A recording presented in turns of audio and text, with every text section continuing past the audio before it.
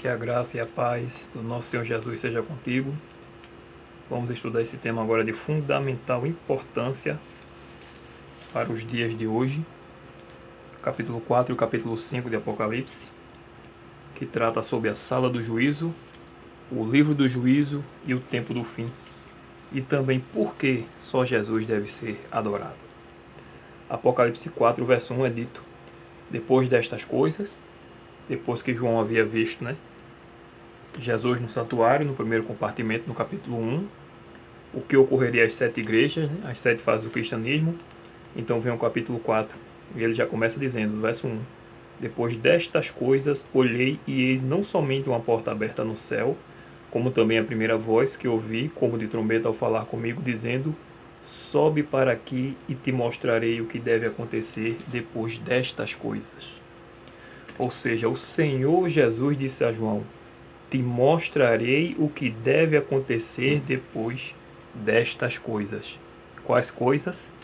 As coisas que foram reveladas no capítulo 2 e 3, no que se refere à fase das 7 igrejas. Então aqui fica claro que há uma sequência lógica. Os 7 selos não cobrem as histórias das 7 igrejas, mas os 7 selos, eles vêm depois. Depois que Jesus adentra o trono, adentra a sala do trono celestial e toma o livro da mão do ancião de dias. E ali começa a desatar os selos. Vamos compreender isso melhor durante o estudo, mas é interessante também, porque isso ocorre exatamente após 1844, após o início da fase da igreja de Laodiceia, que é a última fase do cristianismo, necessariamente no dia 22 de outubro de 1844. Muitas pessoas perguntam, onde está a data de 1844 na Bíblia? Está aqui, capítulos 4 e 5 de Apocalipse. Mais para frente a gente vai entender melhor. Verso 2 e verso 3. Imediatamente eu me achei em espírito e eis armado no céu um trono, e no trono alguém sentado. E esse que se acha sentado é semelhante no aspecto à pedra de jaspe e de sardônio, e ao redor do trono há um arco-íris semelhante no aspecto à esmeralda. João contempla aqui a sala do trono de Deus no lugar santíssimo do santuário celestial. Primeiramente ele ouve a voz que havia falado com ele no capítulo 1, onde ele em visão se encontra no lugar santo do santuário celestial. Agora ele contempla o lugar santíssimo. Se no capítulo 1 ele teve a visão, agora ele está no lugar santíssimo, mas em espírito, ele se encontra no céu. Não sabemos de que forma, se ele realmente subiu, como o próprio apóstolo Paulo diz, que teve as visões do céu, não sabe se em espírito ou se estava lá realmente. O finalzinho do verso 1 diz, e te mostrarei o que deve acontecer depois destas coisas. Isso fica bem claro, depois do período do início da última igreja. Essas novas revelações deveriam acontecer, portanto, a partir de 1844. E só a partir de 1844 se passou a entender a doutrina do santuário celestial, como veremos logo. Agora o verso 4. Ao redor do trono há também 24 tronos, e assentados neles 24 anciãos vestidos de branco, em cujas cabeças estão coroas de ouro. Ao redor do trono de Deus há também 24 tronos, e neles 24 anciãos vestidos de branco, como os sacerdotes no tempo de Israel. As vestes brancas também são símbolo da justiça de Cristo. É interessante notar também que na época do santuário terrestre, o rei Davi havia dividido o sacerdócio em 24 turnos. 1 Coríntios, 1 Crônicas, capítulo 24, dos versos 3 ao 19, e Lucas 1, versos 5, 8 e 9. E essa ordem continua sendo usada ainda na época de Cristo. Lembrando que o santuário terrestre, tanto fisicamente como sua função espiritual, era um modelo do santuário celestial. O fato desses anciãos possuírem coroas de ouro deixa claro que eles passaram por conflitos e pelo sangue de Cristo saíram vitoriosos. Os salvos de todas as eras serão vestidos de branco, e receberão a coroa da vitória. 2 Timóteo 4:8, e você pode ver também em Apocalipse 7 e 14, quando fala dos 144.000 e da grande multidão. Portanto, esses 24 anciãos são seres humanos que hoje auxiliam o nosso Senhor Jesus no santuário e provavelmente vieram daquela multidão que ressuscitou com Jesus lá em Mateus, no capítulo 27, dos versos 50 ao 53. Ao Jesus ressuscitar, ressuscitou também com ele uma grande multidão. E lá em Efésios, no capítulo 4 e no verso 8, temos a seguinte citação, falando a respeito disso. Por isso diz, quando ele subiu às alturas, levou cativo o cativeiro e concedeu dons aos homens. Em Mateus 27, nos fala que pessoas ressuscitaram por ocasião da ressurreição de Jesus, e em Efésios é dito que quando Jesus subiu, levou consigo muitos que estavam cativos, eram presos da morte e da sepultura, mas Jesus os levou para o céu com ele, pois as portas da sepultura não prevalecem contra a igreja. E esse verso de Efésios também faz uma referência ao derramamento do Espírito Santo no dia do Pentecostes, já que foi no dia do Pentecostes que o Espírito Santo foi derramado, e os dons, como diz aqui em Efésios 4:8, Jesus deu dons aos homens naquele dia. Então Jesus é assunto ao céu, é ungido como nosso sacerdote e sumo sacerdote junto ao Pai, e em Hebreus 1:9 é dito que Deus o ungiu e ele foi ungido como a nenhum outro de seus companheiros. Os companheiros de Jesus não são anjos, mas seres humanos. Pelo mistério da encarnação, Jesus tornou-se um de nós. Só Jesus pode interceder por nós, pois foi ele quem pagou os nossos pecados. A expiação pelos pecados no santuário terrestre ocorria em 3 fases diferentes. Isso tem que ficar bem claro na nossa mente. E o simbolismo que identificava o que Jesus faria e está fazendo. Veja bem. No pátio, onde o cordeiro era sacrificado no altar de sacrifício. O pátio do santuário celeste é o planeta Terra, onde Jesus foi crucificado, ou seja, sacrificado. 2. O lugar santo, onde era realizado o ministério de intercessão sacerdotal junto ao altar de incenso. No santuário celeste, Cristo intercede por nós como sacerdote, onde no Apocalipse também é mencionado o altar e o incensário, que é as orações dos santos. Apocalipse 8, versos 3 e 5, Apocalipse 11, verso 1 e Apocalipse 14, verso 18 e 16, verso 17. E a terceira fase da expiação ocorria no lugar santíssimo no grande dia da expiação, onde era realizada a purificação junto à Arca da Aliança. É por isso, então, que Jesus, ao perdoar nossos pecados, precisamos passar pelo processo de purificação, que também é conhecido como santificação. Não adianta ser perdoado e continuar vivendo em pecado. Por isso, por conta da terceira fase, é que Cristo passaria do lugar santo para o Santíssimo para iniciar a obra de purificação do santuário, que também é uma obra de juízo. Pois em Daniel 7 é dito que livros foram abertos e assentou-se o tribunal. E isso só ocorre quando Jesus adentra a sala do trono e toma o livro do ancião de dias. Então, o santuário celestial passa a ser purificado, e isso só findará quando Jesus encerrar seu ministério de intercessão.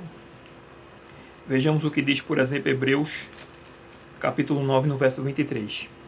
Era necessário, portanto, que as figuras das coisas que se acham nos céus, quais são essas figuras? O santuário terrestre. Era necessário que essas figuras se purificassem com tais sacrifícios, mas as próprias coisas celestiais com sacrifícios a eles superiores, que é o sacrifício do nosso Senhor Jesus. No santuário, nesse momento, está ocorrendo o processo da investigação dos livros. A mesma cena de Daniel 7 é a cena de João em Apocalipse 4 e 5. Em Daniel 7, é dito que foram postos tronos, mas não diz a quantidade. Em Apocalipse 4 é dito que foram 24 tronos, aliás, 25 com o de Deus. João, portanto, testemunha a apresentação das grandes cenas do juízo. O juízo é uma realidade. Quando Jesus voltar, tudo já estará decidido. Os 3 primeiros capítulos se concentram no contexto do ministério sacerdotal de Cristo e servem de preparo para o juízo nos capítulos 4 e 5. Agora, Apocalipse 4 e o verso 5. Do trono saem relâmpagos, vozes e trovões, e diante do trono ardem 7 tochas de fogo, que são os 7 Espíritos de Deus. Os 7 Espíritos de Deus é o Espírito Santo. Ele é simbolizado pelos 7 Espíritos porque o azeite no candelabro do santuário se dirigia a 7 ramificações, ou seja, um único Espírito alimentando 7 lâmpadas, 7 igrejas. Se refere ao Espírito Santo em sua plenitude. Vejamos, por exemplo, o que diz lá em Zacarias, no capítulo 4. Zacarias, capítulo 4, e o verso 2. É dito, e me perguntou, que vês? Respondi, olho e eis um candelabro todo de ouro e um vaso de azeite em cima, com as suas 7 lâmpadas e 7 tubos, um para cada uma das lâmpadas, que estão em cima do candelabro. E o verso 10 diz o seguinte, pois quem despreza o dia dos humildes começos, esse alegrar-se-á vendo o prumo na mão de Zorobabel. Aqueles 7 olhos são os olhos do Senhor Jeová, que percorrem toda a terra. E em Apocalipse 5, no verso 6, é dito, então vi no meio do trono e dos 4 seres viventes, e entre os anciãos de pé, um cordeiro como tendo sido morto. Ele tinha 7 chifres, bem como 7 olhos, que são os 7 Espíritos de Deus, enviados por toda a terra. É a onisciência de Deus, é o Espírito Santo que convence e que sonda os corações, como dizem em Provérbios 15, que os olhos do Senhor estão por toda a parte. Então as lâmpadas, os candeeiros também simbolizam as lâmpadas. Aqui vemos que temos a presença da Trindade na sala da audiência, porque Jesus vai adentrar no capítulo 5. E vemos também que a igreja verdadeira apresenta os dons do Espírito Santo. Agora Apocalipse 4, versos 6 e 7. Há diante do trono um como que mar de vidro, semelhante ao cristal, e também no meio do trono e à volta do trono 4 seres viventes, cheios de olhos por diante e por detrás. O primeiro ser vivente é semelhante a leão, o segundo semelhante a novilho, o terceiro tem um rosto como de homem, e o quarto ser vivente é semelhante à águia quando está voando. Estes 4 seres viventes têm sido representados por 4 aspectos do ministério de Jesus. Eles são serafins, mas os teólogos eles apontam também para os 4 ministérios de Jesus. No Evangelho de Mateus, descreve sobre o caráter de Jesus, dando ênfase ao rei em seu reino, o que é bem simbolizado pelo leão, o majestoso rei dos animais. A tribo de Judá trazia em sua bandeira a figura de um leão. Jesus é descrito como o leão da tribo de Judá. Diferentemente do leão, o boi ou novilho é a figura de um animal servidor. O Evangelho de Marcos descreve Jesus como servo. Jesus veio à terra não para ser servido, mas para servir. O Evangelho de Lucas revela Jesus como Filho do Homem. E Jesus não é apenas o Filho de Deus, mas em sua encarnação tornou-se o Filho do Homem. Em relação à águia, seria uma referência à divindade de Cristo relatada no Evangelho de João. Uma águia pode voar tão alto a ponto de tornar-se apenas um ponto no céu. Eis aqui a enorme altura de nosso Salvador Jesus Cristo. Ele é divino, ele é Deus. Outra relação que se faz a esses 4 seres é a organização das tribos no deserto na época de Moisés. A tradição judaica ensina que elas estavam sob os estandardes das 4 tribos líderes. A de Judá, mencionada antes, um leão. A de Ruben, um homem. A de Efraim, um boi, e a da tribo de Dan, uma águia. Ezequiel também tem uma visão semelhante sobre esses seres viventes, só que na visão de Ezequiel, cada uma das criaturas possuíam 4 rostos. Ezequiel 1, verso 5 e 6 e Ezequiel 10, verso 14. Agora Apocalipse 4 e o verso 8.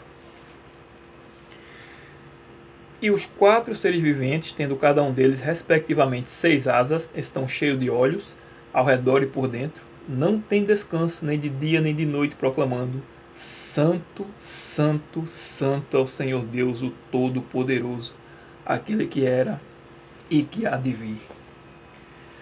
A proximidade desses seres com o trono de Deus indica que são seres de grande importância. O fato de glorificarem a Deus sem descanso significa que eles não olham para si mesmos com autocomplacência ou admiração de si mesmos, mas estão totalmente realizados em glorificar a Deus. Eles estão satisfeitos com a presença de Deus, a aprovação de Deus, satisfeitos em realizar o serviço de Deus e em adorá-lo. Eles não desejam outra coisa. Realizar o serviço de Deus é adorá-lo. Realizar o serviço de Deus e adorá-lo é a maior ambição deles. Isso escreveu Ellen White. Este também será nosso sentimento ao chegarmos no céu. Não iremos querer sair da presença de Deus, nunca. Nem de dia, nem de noite. Para isso, é necessário adorá-lo aqui e fazer o seu serviço aqui. O dever de adorar a Deus se baseia no fato de que Ele é o Criador e que a Ele todos os outros seres devem a existência. Ellen White, O Grande Conflito, página 436 e 437. Agora vamos ler os versos finais do capítulo 4. 9, 10 e 11. Quando esses seres viventes derem glória, honra e ações de graças ao que se encontra sentado no trono, ao que vive pelos séculos dos séculos, os 24 anciãos prostrar-se-ão diante daquele que se encontra sentado no trono. Adorarão o que vive pelos séculos dos séculos e depositarão as suas coroas diante do trono, proclamando: Tu és digno, Senhor e Deus nosso, de receber a glória, a honra e o poder. Porque todas as coisas tu criaste, sim, por causa da tua vontade, vieram a existir e foram criadas. Este é o motivo suficiente de adorarmos a Deus. Não importa nossa situação atual. E embora muitos na Terra estejam conferindo a glória da criação ao acaso ou a tal evolução, ao redor do trono de Deus no céu, a glória da criação é dada ao Criador de todas as coisas. Digno és, Senhor. Os anjos do céu nunca cessam de louvar a Deus. Jesus é a figura central da adoração. E por que eles o louvam? Eles o conhecem intimamente. Eles o têm conhecido pelos séculos sem fim e estão sempre se impressionando. Os anjos que vivem com Jesus não encontram nele nenhum erro. Eles não se consideram dignos e conferem somente a Jesus o título de digno. Digno é o Senhor, e nós também podemos adorar Jesus aqui enquanto ele não vem. Devemos fazer nossa adoração real, porque Cristo é real. O capítulo 4 se encerra com um cântico de adoração, e no capítulo 5 teremos o maior espetáculo musical da história. Capítulo 5, dos versos 1 ao 4. Vi na mão direita daquele que estava sentado no trono um livro escrito por dentro e por fora, de todo selado com 7 selos. Vi também um anjo forte que proclamava em grande voz: Quem é digno de abrir o livro e de desatar os selos? Ora, nem no céu, nem sobre a terra, nem debaixo da terra, ninguém podia abrir o livro, nem mesmo olhar para ele. E eu chorava muito, porque ninguém foi achado digno de abrir o livro, nem mesmo de olhar para ele. João vê um livro na mão de Deus que estava selado, e em seguida vem a pergunta: quem é digno de pegar o livro e desatar os seus selos? E a resposta é um profundo silêncio, pois ninguém se achava digno de abrir o livro e desatar os seus selos. E esse é o motivo pelo qual João chorou. Este livro contém o destino da humanidade, e o capítulo 6 confirma isso, na medida que vão se abrindo os selos. João percebe a importância disso e começa a chorar. É de fundamental importância entendermos o capítulo 5 de Apocalipse. Ellen White diz que esse capítulo deve ser detidamente estudado, pois ele é da maior importância para os que vão participar da obra de Deus nestes últimos dias. Testemunhos Seletos, volume 3, páginas 414 e 415. Esse capítulo está no contexto do juízo divino, que começaria a ocorrer no período de Laodiceia. As profecias do Apocalipse, como dito no começo, inclusive, são em grande parte progressiva, como as de Daniel, exemplo, como dito no começo. As 7 igrejas, os 7 selos, as 7 trombetas e as 7 pragas. As 7 igrejas esboçam a história do cristianismo desde o ano 31, quando iniciou o período de Éfeso. O ano de 1844 deu início ao período de Laodiceia, era do juízo. Apocalipse 4 segue a sequência mostrando a grande sala do juízo, o santíssimo do santuário do céu, e Apocalipse 5 segue apresentando o livro do juízo. Muitos acham até que essa sala não seria a sala do Santíssimo, porque João não faz menção da Arca da Aliança, só vem fazer menção da Arca da Aliança no capítulo 11. Só que o contexto aqui é mostrar que iniciou o juízo. E no capítulo 11, o contexto ali já é a condenação dos ímpios, porque começa a tocar as trombetas e a última trombeta mostra a Arca da Aliança no céu, onde todos vão ver. Aqui no capítulo 4 e 5 apenas João viu que se iniciou o juízo. Mas no capítulo 11, todos irão ver as tábuas da lei estampadas no céu. E todos vão ver que o santuário foi aberto e as tábuas da lei, com os 10 mandamentos estampadas no céu, para ver onde pecaram contra o Senhor. Em Apocalipse 5, é descrito também esse livro selado, e que em outra parte da Bíblia temos uma referência a um livro selado. Daniel, capítulo 12. Temos também uma referência a um livro selado. Quando estudamos a Bíblia, primeiro temos que entender que é a Bíblia o seu próprio intérprete. Ou seja, Bíblia explica a Bíblia. Também temos que prestar atenção nos textos paralelos e textos similares. Expressões similares, por exemplo, Daniel 12, verso 3. Os que forem sábios. Quem estudou o livro de Daniel e, por extensão, toda a Bíblia, sabe que a sabedoria consiste em temer a Deus, em guardar os seus mandamentos. Daniel se decidiu firmemente no capítulo 1 ser fiel a Deus, e Deus lhe deu sabedoria, inclusive para interpretar sonhos e visões. Então, os que forem sábios, pois resplandecerão como o fulgor do firmamento, e os que a muitos conduzirem à justiça como as estrelas sempre e eternamente.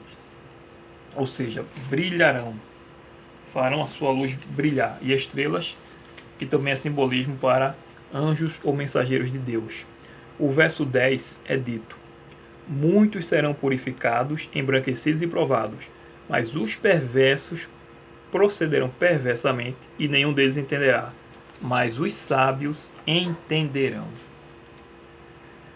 O entendimento é o saber profético, entendimento bíblico. Os sábios, os magos instruídos de Babilônia, por exemplo, não puderam decifrar nem interpretar os sonhos de Nabucodonosor, tanto no capítulo 2 como no capítulo 4. Mas Daniel teve a sabedoria para decifrar. Em Apocalipse 13, por exemplo, falando ainda de expressões similares, textos que o Espírito Santo nos lembra, é dito o seguinte no verso 16, 17 e 18 de Apocalipse 13.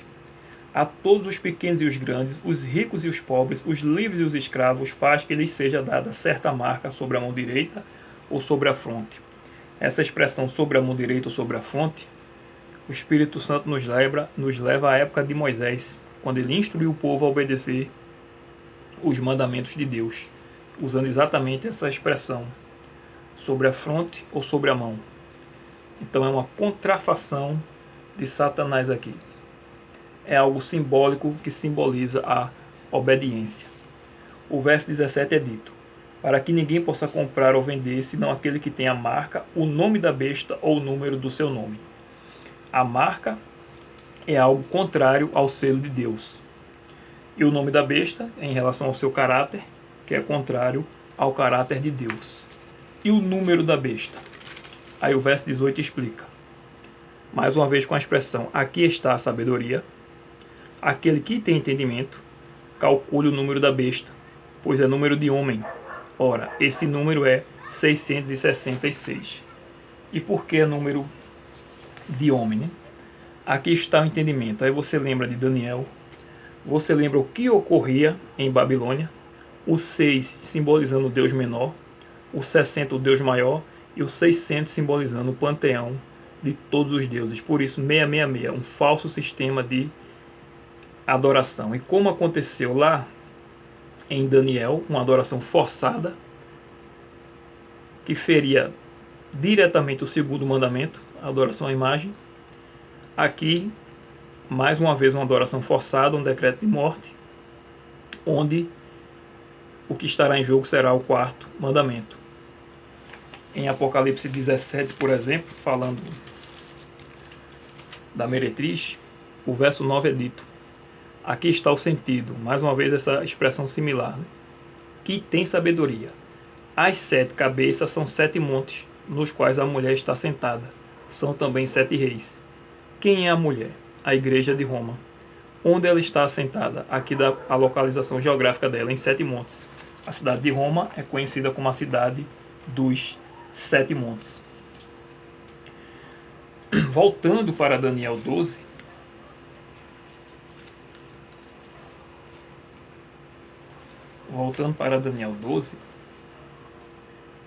encontramos também um livro selado. Daniel 12, verso 4. Tu, porém, Daniel, encerra as palavras e sela o livro, até ao tempo do fim. Muitos o esquadrinharão e o saber se multiplicará. Lembrando o saber profético. O livro de Daniel estaria selado até o tempo do fim. No caso, as últimas profecias só poderiam ser compreendidas no tempo do fim, inclusive a profecia dos 2300 anos. Daniel 8, verso 17, por exemplo.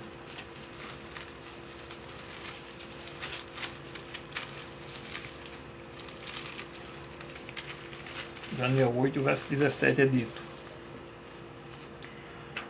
veio, pois, para perto de onde eu estava. Ao chegar ele, fiquei amedrontado e prostrei-me com o rosto em terra. Mas ele me disse: entende, filho do homem, pois esta visão se refere ao tempo do fim. Que visão? A visão das 2300 tardes e manhãs, se refere ao tempo do fim. E qual seria o tempo do fim? Verso 26. A visão da tarde e da manhã que foi dita é verdadeira, tu, porém, preserva a visão, porque se refere a dias ainda muito distantes. E no verso 27, eu, Daniel, enfraqueci e estive enfermo alguns dias, então me levantei e tratei dos negócios do rei. Espantava-me com a visão, e não havia quem a entendesse. A purificação do santuário celestial só poderia ser entendida no tempo do fim, que foi o que aconteceu depois do desapontamento milerita, em 22 de outubro de 1844. Mas ainda restavam as profecias dos capítulos 11 e 12 de Daniel. É quando surge a pergunta: quando se cumprirão essas maravilhas? Daniel 12, verso 6. Então vem a resposta. Daniel 12, verso 7. Ouvi o homem vestido de linho que estava sobre as águas do rio, quando levantou a mão direita e a esquerda ao céu e jurou por aquele que vive eternamente, que isso seria depois de um tempo, 2 tempos e metade de um tempo. E quando se acabar a destruição do poder do povo santo, estas coisas todas se cumprirão. Ou seja, esse verso faz referência a Daniel 7:25, quando diz que o povo seria entregue nas mãos do poder do chifre pequeno durante um tempo, 2 tempos e metade de um tempo.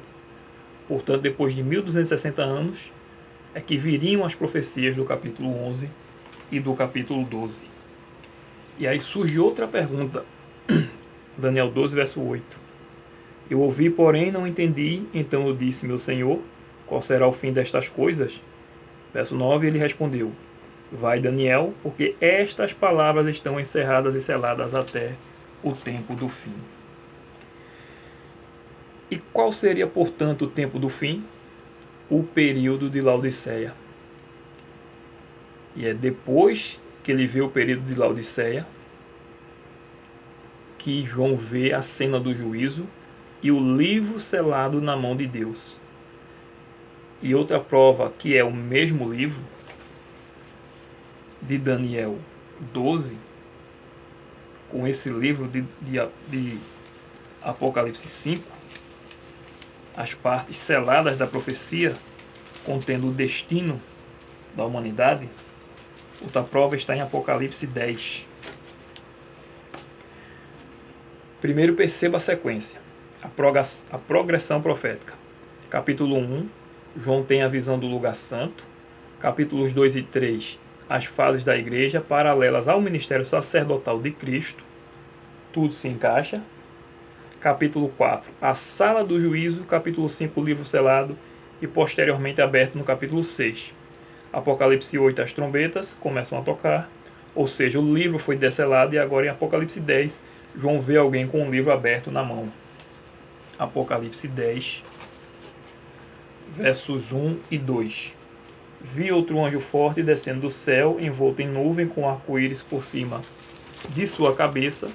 O rosto era como o sol e as pernas como colunas de fogo. Uma descrição do nosso Senhor Jesus, apesar de levar o nome aqui de anjo.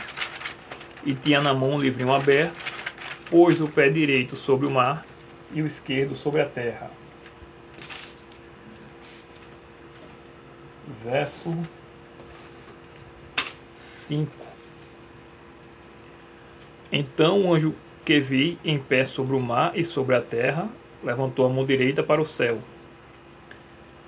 Lembrando, as expressões que vimos em Daniel 12. E o verso 6, mesma expressão, e jurou por aquele que vive pelos séculos dos séculos, o mesmo que criou o céu, a terra, o mar e tudo quanto neles existe, já não haverá demora.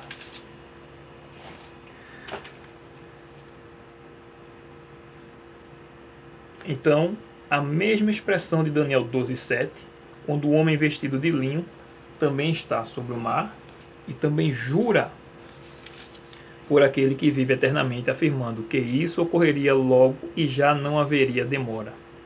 O mesmo livro de Apocalipse do anjo, está na mão do anjo em Apocalipse 10, é o mesmo livro de Apocalipse 5. Quem toma o livro selado é Jesus, e em Apocalipse 10 o livro está aberto, ou seja, desselado. Em Daniel 12, essas coisas ocorreriam após um tempo, 2 tempos e metade de um tempo. Em Apocalipse, portanto, após 1844, ou seja, já não haverá demora. A profecia foi revelada. João viu o que aconteceria. A profecia que estava selada por muitos séculos, após 1844, foi desselada para o tempo do fim.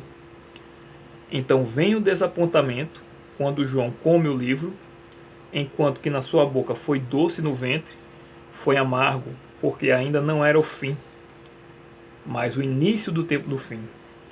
Assim como os mileritas achavam que a profecia da purificação do santuário se tratava da volta de Jesus, mas não foi.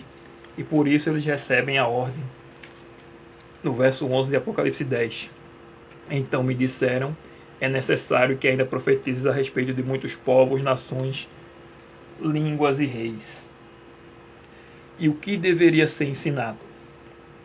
Exatamente aquilo que foi compreendido e o que de fato havia acontecido: o início da purificação do santuário celestial, o fim das 2.300 tardes e manhãs e o início da obra sumo sacerdotal de Jesus no lugar santíssimo. Aleluia! Começava o juízo. Portanto, a parte selada do livro de Daniel é revelada no Apocalipse. Em Daniel 12, o livro está selado. Em Apocalipse 5, o livro está selado. Em Apocalipse 6 ao 8, o livro é desselado. E em Apocalipse 10, o livro já está aberto para o estudo profético.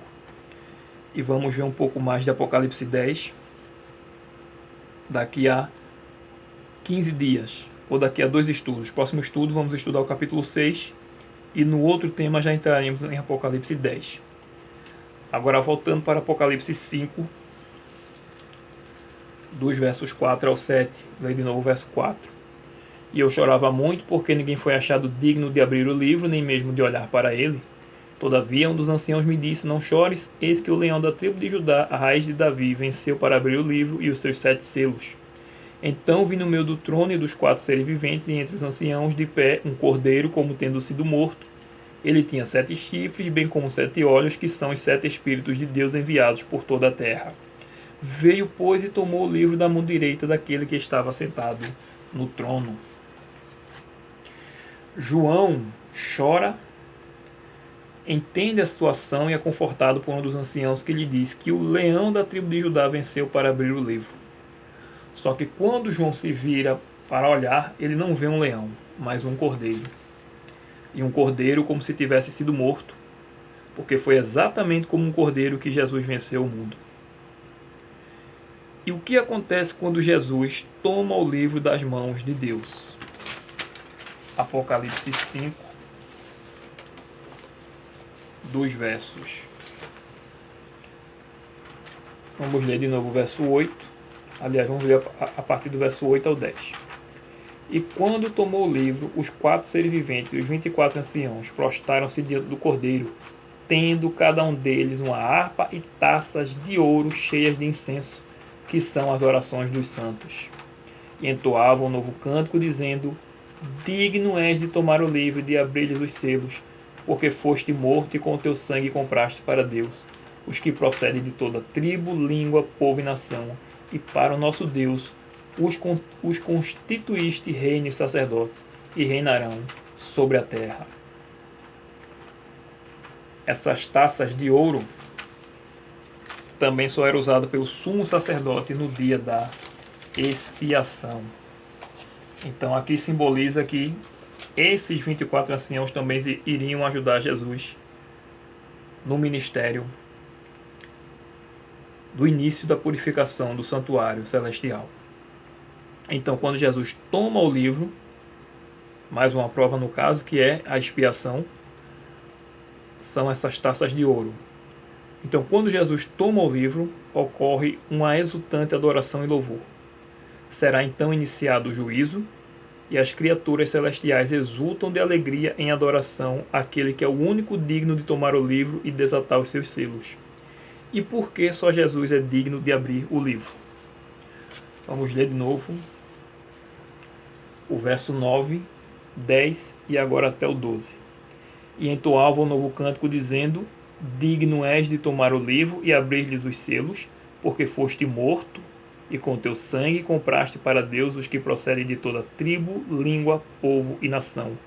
E para o nosso Deus os constituíste reino e sacerdotes, e reinarão sobre a terra.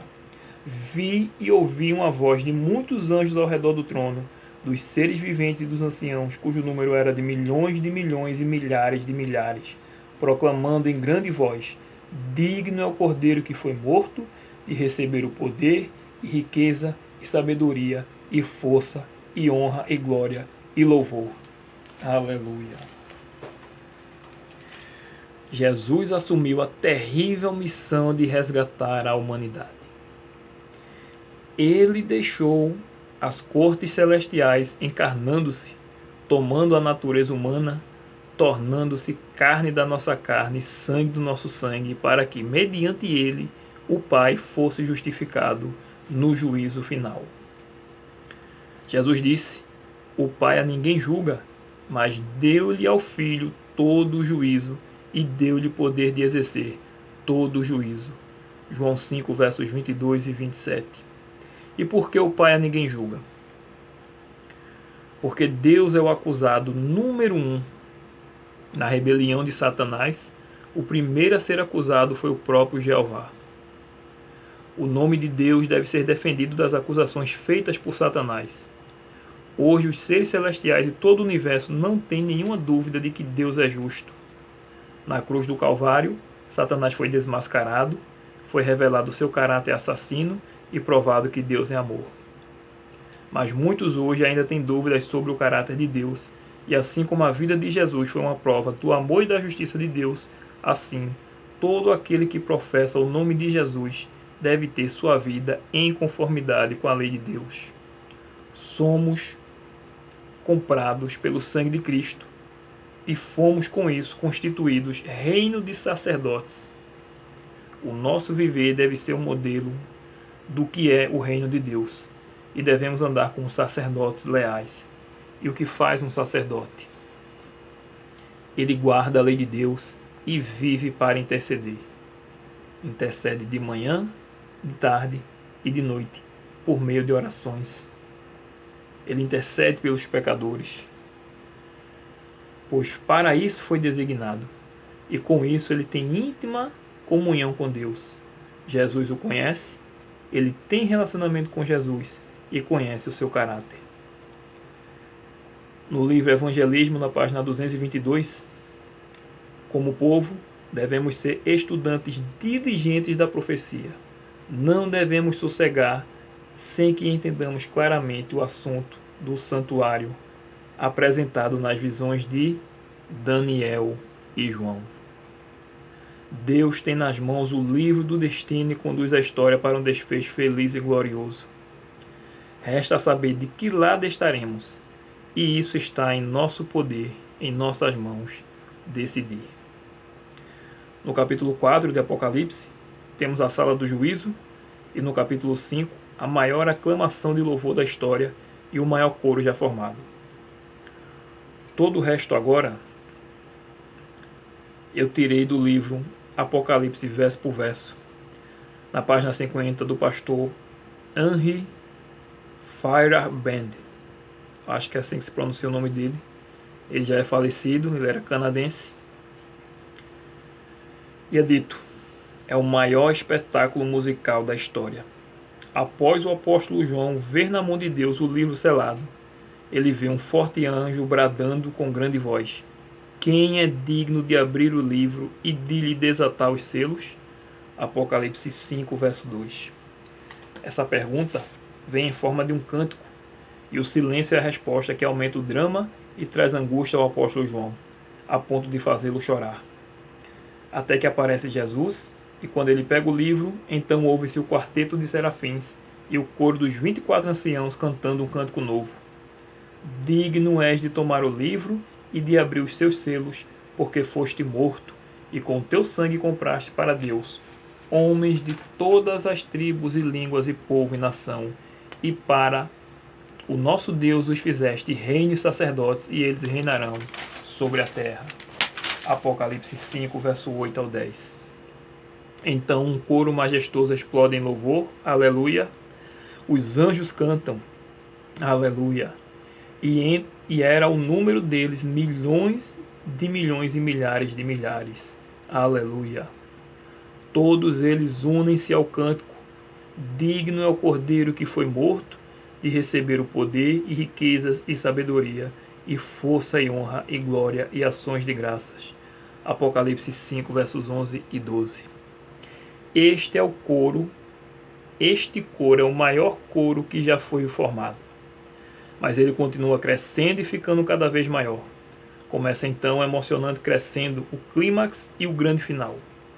Não somente as criaturas viventes, os anciãos e os anjos, mas todas as coisas criadas que estão no céu e na terra, debaixo da terra, no mar, e todas as coisas que nele há estão louvando o Criador e Redentor. Aleluia. Apocalipse 5, verso 13. Então ouvi que toda criatura que há no céu e sobre a terra, debaixo da terra e sobre o mar, e tudo o que neles há, estava dizendo: aquele que está sentado no trono e ao Cordeiro, seja o louvor e a honra e a glória e o domínio pelos séculos dos séculos. Amém. Aleluia. Depois disso, quando a agitação do louvor universal acaba, ouve-se o som de um grandioso amém, que vem dos lábios das quatro criaturas viventes. Há então absoluto silêncio. Os 24 anciãos se prostram e adoram. Vamos ler de novo o verso 13 e agora também o verso 14. Então ouvi que toda criatura que há no céu e sobre a terra, debaixo da terra e sobre o mar, e tudo o que neles há, estava dizendo: aquele que está sentado no trono e ao Cordeiro, seja o louvor e a honra e a glória e o domínio pelos séculos dos séculos. E os 4 seres viventes respondiam: Amém. Todos os anciãos prostraram-se e adoraram. Jesus é digno. Todos nós precisamos nos unir a esse cântico. Jesus é digno da minha vida e do meu amor. Ele é digno de tudo que eu possa dizer dele, infinitamente mais digno. Ele é digno de toda a música e de todas as harpas da terra, e é por isso que eu só devo ouvir música que glorifique a Jesus. Ele é digno de toda a boa poesia, dos melhores escritores. Jesus é digno de toda a adoração, digno de tudo o que cada pessoa possa fazer, digno de ser adorado por tudo o que está na terra, no céu e no céu dos céus. Ele é digno de todo e qualquer sacrifício que possamos fazer. Ele é digno de toda tentação resistida, de cada provação vencida e de cada privação que possamos passar. Não podemos fingir que lhe damos aquilo de que ele é digno. Que o tempo e a eternidade juntem-se para proclamar a poderosa mensagem: Ele, Jesus, é digno. Amém. No próximo estudo, vamos ver sobre os 7 selos e que você possa curtir para que o YouTube torne o canal mais relevante na plataforma, indique a mais usuários. O seu like é muito importante e que você também, a partir de hoje, olhe para Jesus de um modo diferente, torne Jesus real na sua vida, porque Ele é real, e suporte o que tiver de suportar e sacrifique o que tiver de sacrificar por Ele, porque Jesus é real e vale a pena todo o sacrifício para estar com Ele, não apenas dia a dia, mas também na eternidade. Compartilhe o vídeo com seus contatos e até o próximo vídeo. Fique com a paz de Jesus. Amém.